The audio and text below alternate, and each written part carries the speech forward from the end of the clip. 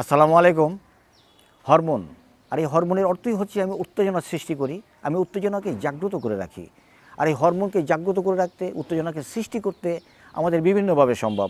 ব্যায়ামের মাধ্যমে সম্ভব, অন্যান্য জিনিসের মাধ্যমে সম্ভব। বিশেষ করে গাছের একটা অত্যন্ত ক্ষমতা আছে।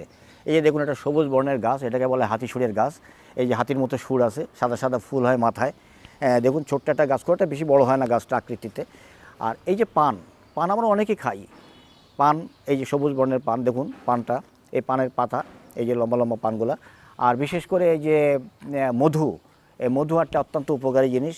মধু আমাদেরকে অত্যন্তভাবে শক্তিশালী করে রাখে। মধু আমরা সবাই চিনি। এবং কালো জিরা, কালো জিরা আমরা প্রথমে করব কি, আমরা একটা পান নেব, একটা পান বোটাটা ফেলে দেবো, দিয়ে পানটা একটা খিলি বানাবো। বানিয়ে এর ভিতরে আমরা এক চিমটা কালো জিরা দেব, এবং সেই সঙ্গে 2 চামচ মধু আমরা মুখে দেব। সেই সঙ্গে পান, এবং এই যে গাছটা দেখুন, এই গাছের যে ছালটা, এই যে সাদা ছালটা, এই ছালটা আস্তে করে খুলে নেব।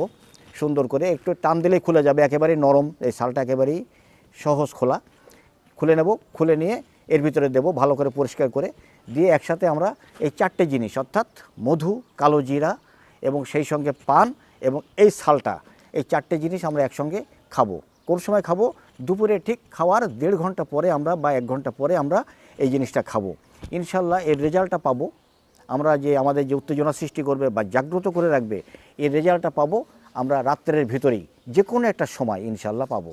তবে এর রেজাল্টটা পাওয়ার পর আপনারা আমাকে কমেন্ট করে জানাবেন যে এই যে এর শক্তিশালী ক্ষমতা এবং এর রেজাল্ট আমরা কতটুকু পেয়েছি, বা এর কার্যকারী ক্ষমতা কতটুকু, এবং এটা আপনারা ব্যবহার করেছেন কি না, এটা অবশ্যই আমাকে কমেন্ট করে জানাবেন।